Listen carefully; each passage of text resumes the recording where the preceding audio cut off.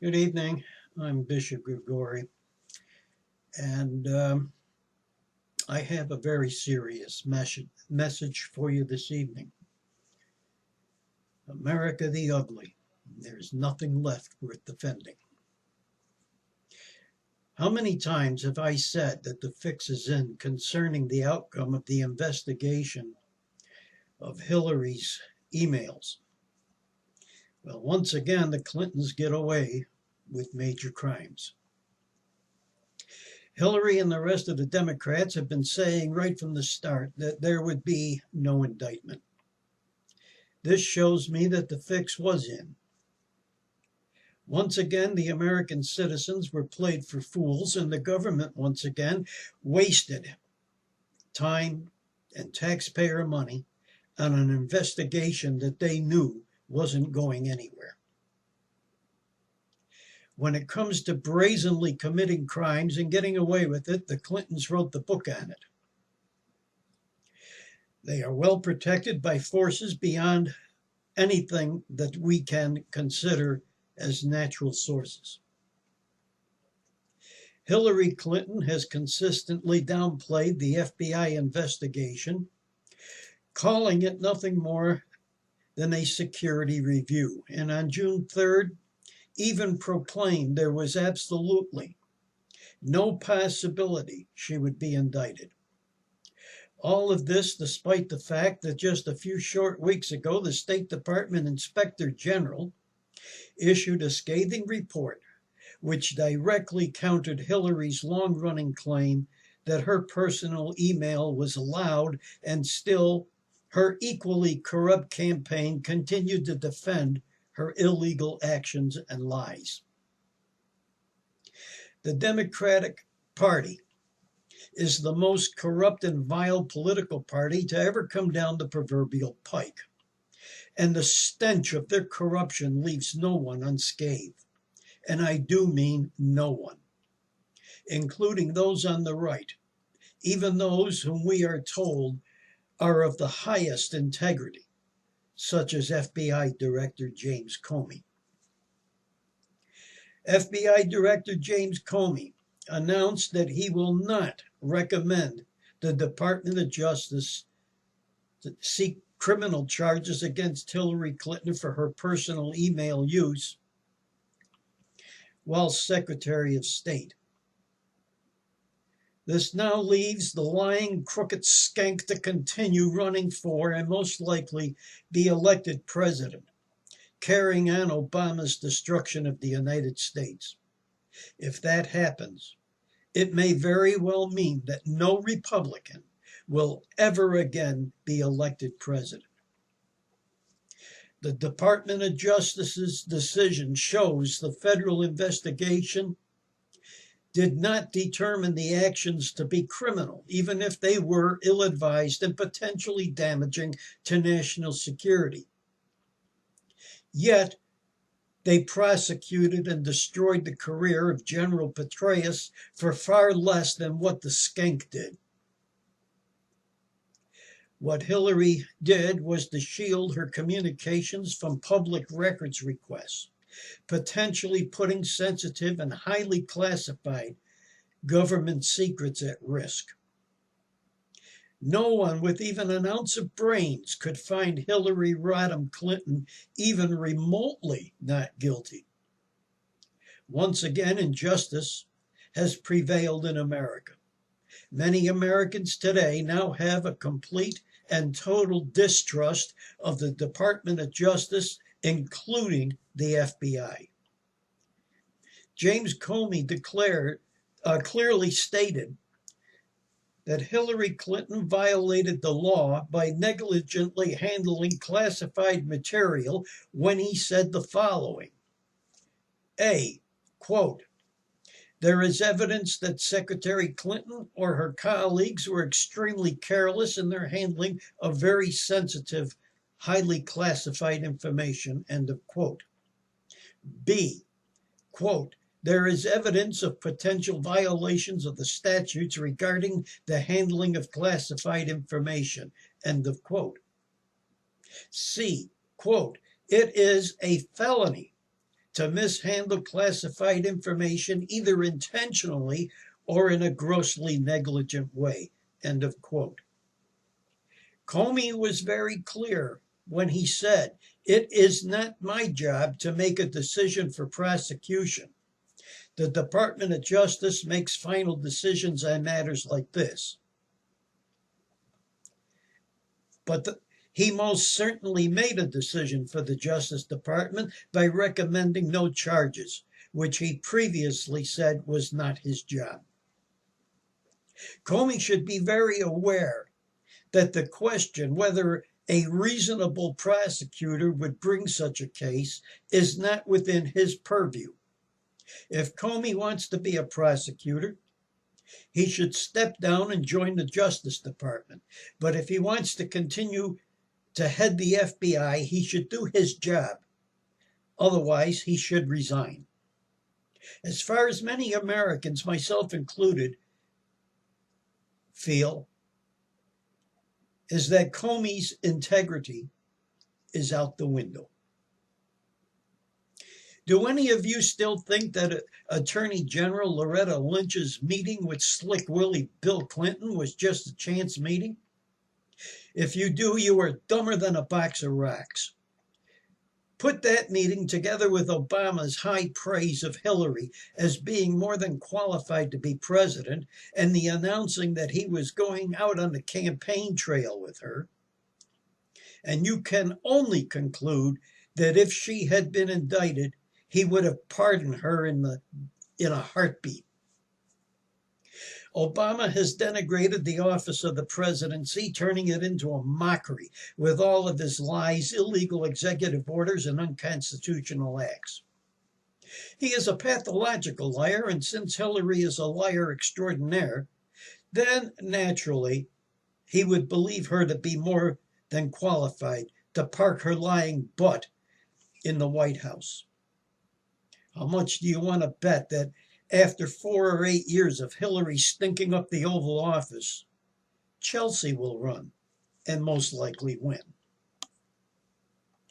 How about a stroll down memory lane and take a real close look at the history of crimes and scandals surrounding both Hillary and Bill Clinton? The bad old days, 1975 to 2001. Featuring Bill and Hillary Clinton along with an army of supporting characters. The Clintons have a long history of controversies and scandals such as Whitewater, Troopergate, Paula Jones, Travelgate, Monica Lewinsky, Vic Foster's suicide, and Juanita Broderick. The Clinton Foundation, 1997 to present. Bill Clinton, Hillary Clinton, and Chelsea Clinton, all involved. Bill Clinton's foundation was actually established in 1997 after leaving the White House.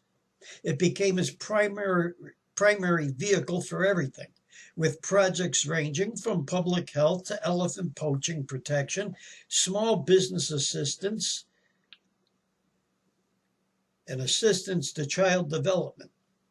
The foundation is a huge global player with several prominent offshoots. In 2013, following Hillary Clinton's departure as Secretary of State, it was renamed the Bill, Hillary, and Chelsea Clinton Foundation. The speeches, 2001 to present, Hillary Clinton, Bill Clinton, and Chelsea. Since Bill Clinton left the White House in 2001, both Clintons have made millions of dollars for giving speeches. For the Clintons who left the White House up to their ears in legal debt, lucrative speeches, mostly by the former president, proved to be an effective way of rebuilding their wealth. This leads to the question, where did Bill, Hillary, and Chelsea Clinton speak? How did they decide how much to charge? What did they say? Are there cases of conflicts of interest or quid pro quos? For example, speaking gigs for Bill Clinton on behalf of clients who had business before the State Department. These are questions that Americans have a right to know the answers to. Sidney Blumenthal, 2009 to 2013.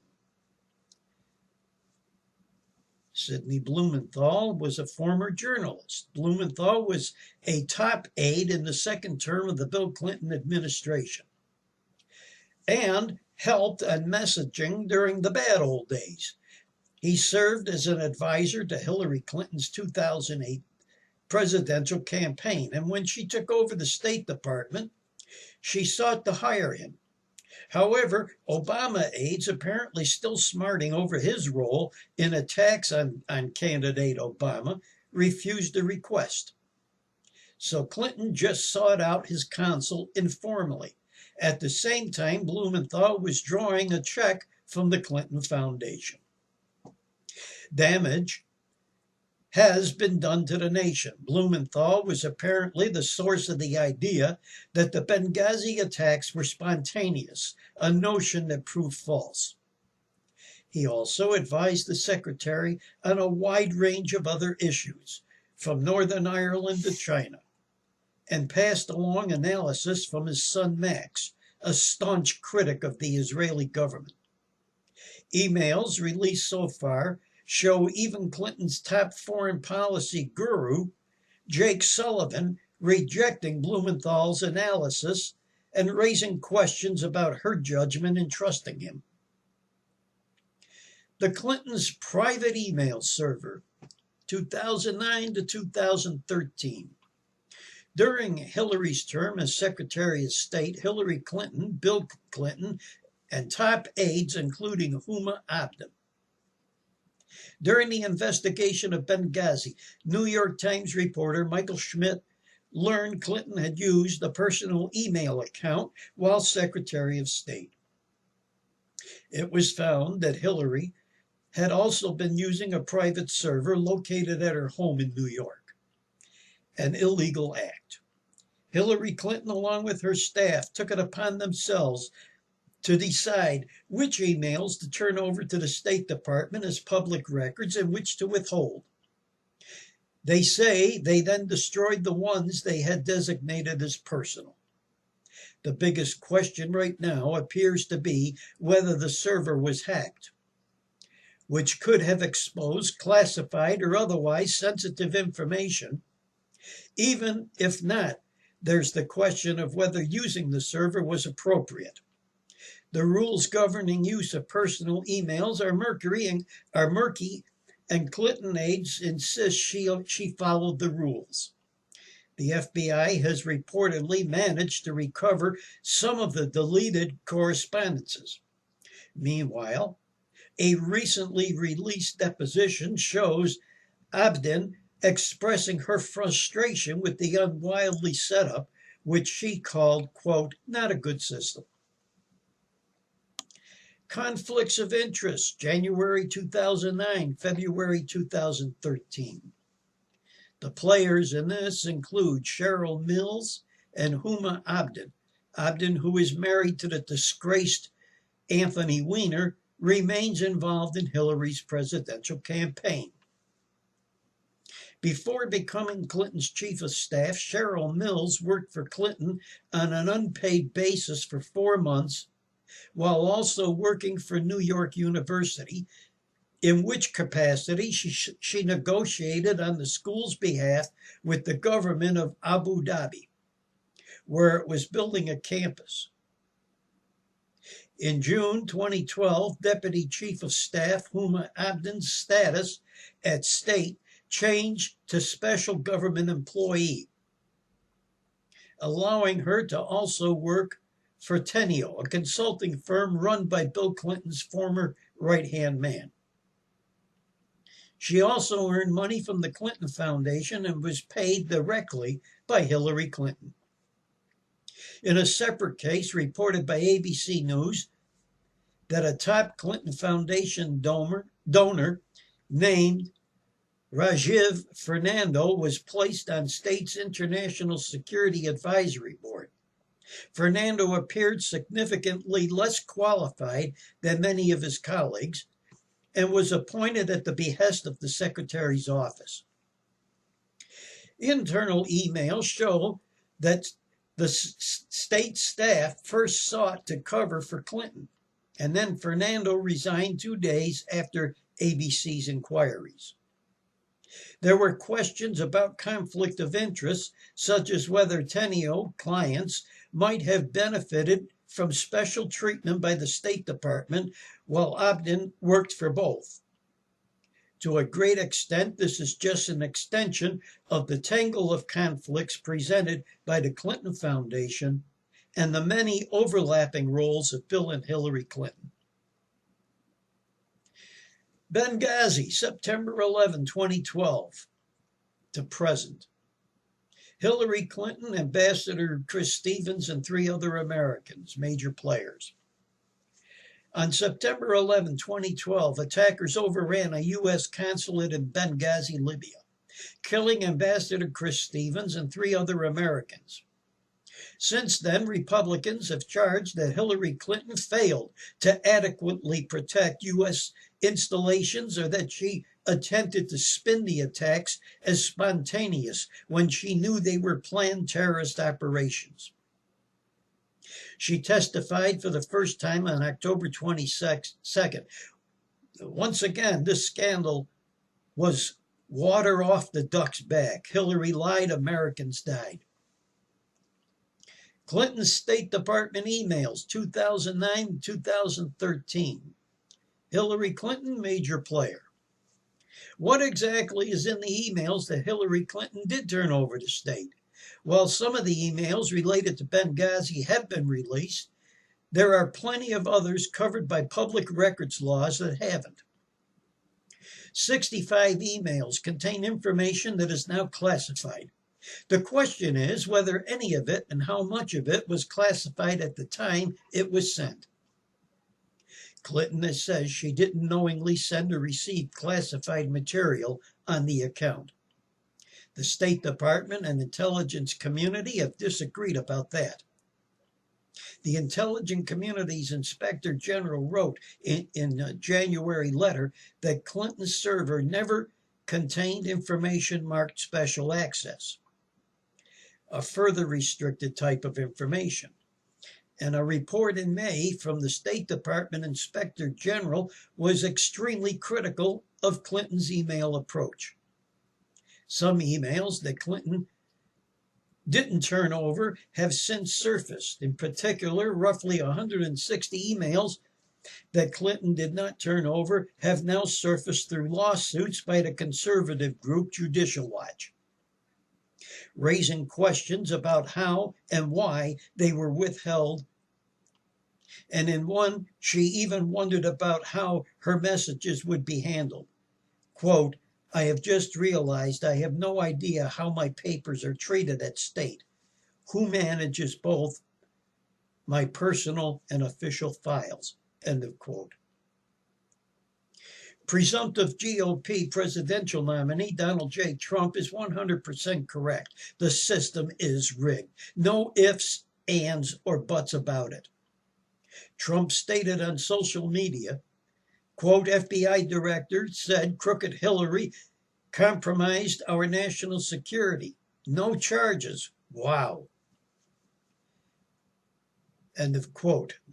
No one can honestly deny this fact. Comey announced that although there was evidence the former Secretary of State potentially violated the laws regarding the handling of classified information, the Bureau was not recommending the Justice Department file charges because there was, quote, no clear evidence, end of quote, that Clinton or her colleagues intended to break the law. BS. Former federal prosecutor Andrew C. McCarthy said, quote, FBI rewrites statute to give Hillary Clinton a pass, end of quote. David Limbaugh, a conservative columnist, stated, quote, many Dems don't care if Dems break the law because they believe the ends justify the means. Other Dems are so brainwashed they will never believe Hillary broke the law, end of quote. Conservative commentator Monica Crowley wrote, quote, rule of law? What rule of law? Rule of law is for schmucks, end of quote. Senator Rand Paul, Republican of Kentucky, said, quote, today, Comey And Obama's DOJ made it clear to the American people there's no accountability, no justice, and the Clintons live by a different set of rules. End of quote. Dana Loesch, a conservative commentator, said, quote, "They will do everything in their power to get Clinton into the White House. I'm so glad Comey was able to take care of Hillary's awkward little investigation right before Obama campaigned with her." End of quote.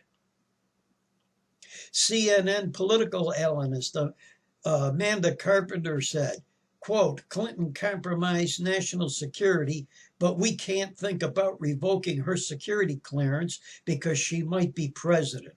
Fantastic." End of quote.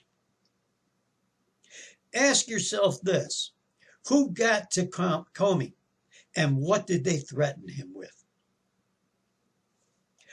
All of this just goes to show that the rule of law no longer exists in the United States. The level of corruption far exceeds what anyone even imagined. And after what Obama recently did to our military, turning it into a military composed of sexual perverts, even going so far as to welcome Muslims and illegal immigrants to join the military as well, telling them that they do not have to swear an oath of allegiance to the United States to become citizens.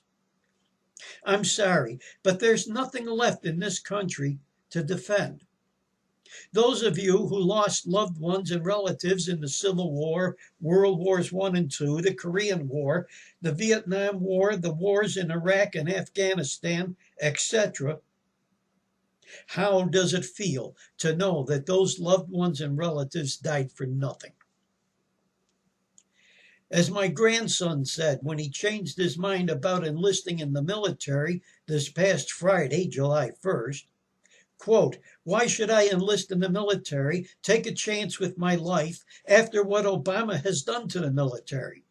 As far as I am concerned, there is nothing left in this country that is worth fighting and possibly dying for. I would much rather join a militia and fight in a second revolution." End of quote. His father, my eldest son, and I support my grandson 100%. And in closing, I strongly recommend and urge every patriotic American to rise up and revolt if Hillary is elected or if the GOP thwarts the will of the voters and steals the nomination from Trump, no matter who they pick to replace Trump. Also, if you are a true Christian believer, if Hillary wins, you should seriously think about heading for the hills and forming Christian militia units in your states. Because when the real persecution of Christians begins here in America, you and I will be on our own. Our sexually perverted military and now our militarized local police departments will not protect you or your families. And that, my friends, is a fact. Thank you, and God bless you. In the name of the Father, the Son, and the Holy Spirit. Amen.